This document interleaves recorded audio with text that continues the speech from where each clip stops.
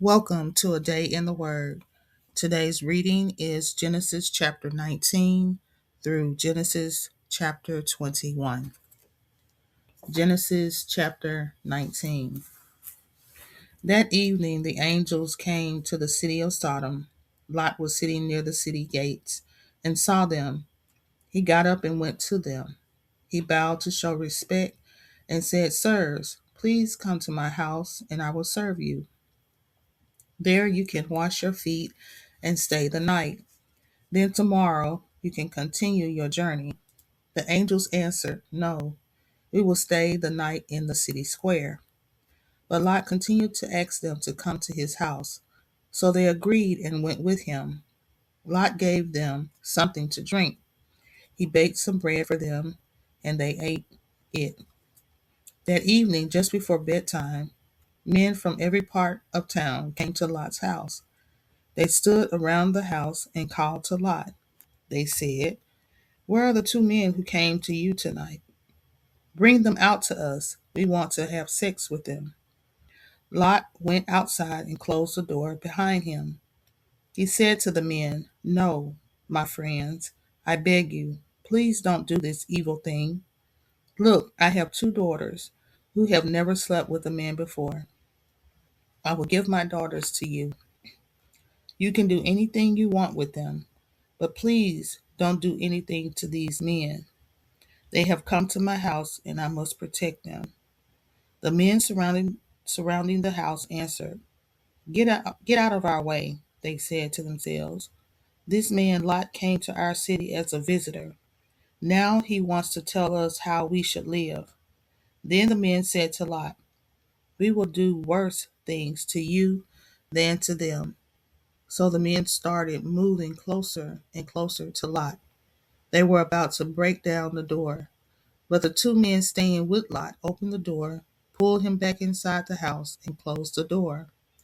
Then they did something to the men outside the door. They caused all these evil men, young and old, to become blind. So the men trying to get in the house could not find the door. The two men said to Lot, "Are there any other people from your family living in this city? Do you have any son in laws, sons, daughters, or any other people from your family here? If so, you should tell them to leave now. We are going to destroy this city. The Lord heard how evil this city is, so he sent us to destroy it." So Lot went out and spoke to his son in law, the men who had married his other daughters.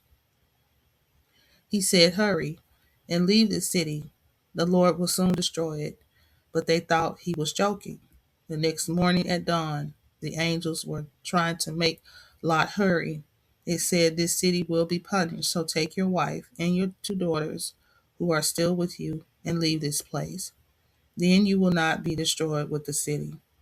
When Lot did not move fast enough, the two men grabbed his hand. They also took the hands of his wife and his two daughters. The two men led Lot and his family safely out of the city. The Lord was kind to Lot and his family. So after the two men brought Lot and his family out of the city, one of the men said, "Now run to save your life. Don't look back at the city and don't stop anywhere in the valley. Run until you are in the mountains. If you stop, you will be destroyed with the city." But Lot said to the two men, "Sirs, please don't force me to run so far. You have been very kind to me, your servant. You have been very kind to save me, but I cannot run all the way to the mountains. What if I am too slow and something happens? I will be killed. Look, there is a very small town near here. Let me run to that town. I can run there and be safe." The angel said to Lot, "Very well, I'll let you do that. I will not destroy that town, but run there quickly. I cannot destroy Sodom until you are safely in that town. That town is named Zor because it is a small town." Lot was entering the town as the sun came up, and the Lord began to destroy Sodom and Gomorrah. He caused fire and burning sulfur to fall from the sky. He destroyed the whole valley, all the cities, the people living in the cities, and all the plants in the valley. Lot's wife was following behind him and looked back at the city. When she did, she became a block of salt. Early the next morning, Abraham got up and went to the place where he stood before the Lord. Abraham looked down into the valley toward the cities of Sodom and Gomorrah. He saw clouds of smoke rising from the land, like smoke from a furnace. God destroyed the cities in the valley. But he remembered what Abraham had said. So God sent Lot away from those cities before destroying them. Lot was afraid to stay in Zoar. So he and his two daughters went to live in the mountains in a cave. One day the older daughter said to the younger, "Everywhere on the earth, men and women marry and have a family, but our father is old, and there are no men around here to give us children. So let's get our father drunk with wine. Then we can have sex with him. That way, we can use our father to keep our family alive." That night, the two girls went to their father and got him drunk with wine. Then the older daughter went and had sexual relations with him. He did not even know when she came to bed or when she got up. The next day, the older daughter said to the younger daughter, "Last night I went to bed with my father. Let's get him drunk with wine again tonight. Then you can go and have sex with him. In this way, we can use our father to have children, and our family will not come to an end." So that night, the two girls got their father drunk with wine. Then the younger daughter went and had sexual relations with him. Again, Lot did not know when she came to bed or when she got up. Both of Lot's daughters became pregnant. Their father was the father of their babies. The older daughter gave birth to a son. She named him Moab. Moab is the ancestor of all the Moabites living today. The younger daughter also gave birth to a son. She named him Ben Ami. Ben Ami is the ancestor of all the Ammonites living today. Genesis chapter 20. Abraham left that place and traveled to the Negev. He settled in the city of Gerar, between Kadesh and Shur. While in Gerar, Abraham told people that Sarah was his sister. King Abimelech of Gerar heard this. Abimelech wanted Sarah, so he sent some servants to take her. But one night God spoke to Abimelech in a dream and said, "You will die. The woman you took is married." But Abimelech had not yet slept with Sarah. So he said, "Lord, I am not guilty. Would you kill an innocent man? Abraham himself told me this woman is my sister, and she also said this man is my brother. I am innocent. I did not know what I was doing." Then God said to Abimelech in a dream, "Yes, I know that you are innocent and that you did not know what you were doing. I saved you. I did not allow you to sin against me. I was the one who did not allow you to sleep with her. So give Abraham his wife again. He is a prophet. He will pray for you and you will live. But if you don't give Sarah back to him, I promise that you will die, and all your family will die with you." So very early the next morning, Abimelech called all his servants, and told them about the dream. The servants were very afraid. Then Abimelech called Abraham and said to him, "Why have you done this to us? What wrong did I do to you? Why did you lie and say that she was your sister? You brought great trouble to my kingdom. You should not have done this to me. What were you afraid of? Why did you do this to me?" Then Abraham said, "I thought no one in this place respected God. I thought someone would kill me to get Sarah. She is my wife, but she is also my sister. She is the daughter of my father, but not the daughter of my mother.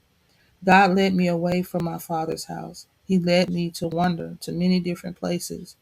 When that happened, I told Sarah, 'Do something for me.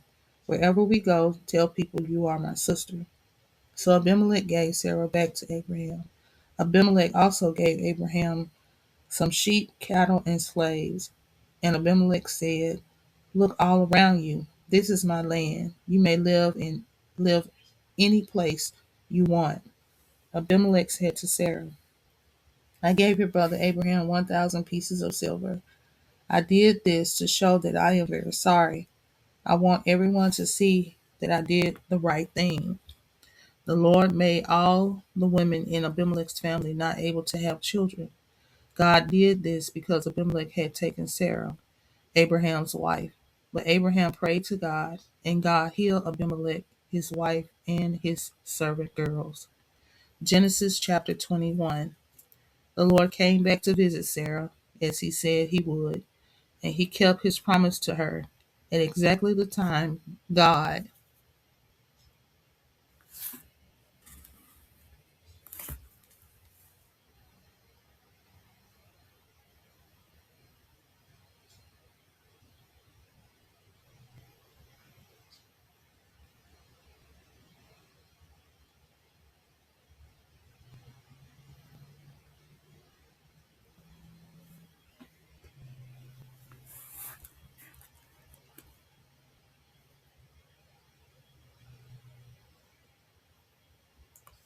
said it would happen.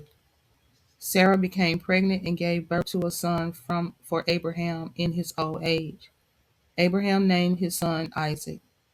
Abraham did what God commanded and circumcised Isaac when he was 8 days old. Abraham was 100 years old when his son Isaac was born. Sarah said, God has made me happy, and everyone who hears about this will be happy with me. No one thought that I, Sarah, would be able to have Abraham's child, but I have given Abraham a son, even though he is old. Isaac continued to grow, and soon he was old enough to begin eating solid food. So Abraham gave a big party. Sarah saw Hagar's son playing. Hagar was the Egyptian slave woman who gave birth to Abraham's first son. Sarah said to Abraham, get rid of that slave woman and her son. Send them away. When we die, our son Isaac will get everything we have. I don't want that slave woman's son sharing these things with my son Isaac. This upset Abraham very much. He was worried about his son Ishmael. But God said to Abraham, don't worry about the boy and the slave woman. Do what Sarah wants. Your descendants will be those who come through Isaac, but I will also bless the son of your slave woman. He is your son, so I will make a great nation from his family also. Early the next morning, Abraham took some food and water and gave them to Hagar. She carried them and left with her boy. She left that place and wandered in the desert of Beersheba. After some time, when all their drinking water was gone, Hagar put her son under a bush. Then she walked a short distance away and sat down. She thought her son would die because there was no water. She did not want to watch him die. She sat there and began to cry. God heard the boy crying, and God's angel called to Hagar from heaven. He said, what is wrong, Hagar? Don't be afraid. God has heard the boy crying there. Go help the boy, hold his hand, and lead him. I will make him the father of many people. Then God allowed Hagar to see a well of water. So she went to the well and filled her bag with water. Then she gave water to the boy to drink. God continued to be with the boy while he grew up. Ishmael lived in the desert and became a hunter. He learned to shoot a bow very well. His mother found a wife for him in Egypt. They continued to live in the Paran desert. Then Abimelech and Phicol spoke with Abraham. Phicol was the commander of Abimelech's army. They said to Abraham, God is with you in everything you do. So make a promise to me here before God. Promise that you will be fair with me and with my children. Promise that you will be kind to me in this country where you have lived. Promise that you will be as kind to me as I have been to you. And Abraham said, I promise to treat you the same way you have treated me. Then Abraham complained to Abimelech because Abimelech's servants had captured a well of water. But Abimelech said, I don't know who did this. You never told me about this before today. So Abraham and Abimelech made an agreement. Abraham gave Abimelech some sheep and cattle as proof of the agreement. Abraham also put 7 female lambs in front of Abimelech. Abimelech asked Abraham, "Why did you put these 7 female lambs by themselves?" Abraham answered, "When you accept these lambs from me, it will be proof that I dug this well." So after that, the well was called Beersheba. Abraham gave the well this name because it was the place where they made a promise to each other. So Abraham and Abimelech made an agreement at Beersheba. Then Abimelech and Phicol, his military commander, went back to the country of the Philistines. Abraham planted a special tree at Beersheba and prayed to the Lord, the God who lives forever. And Abraham lived as a stranger for a long time in the country of the Philistines. Thank you for joining today in the Word Bible in a Year series.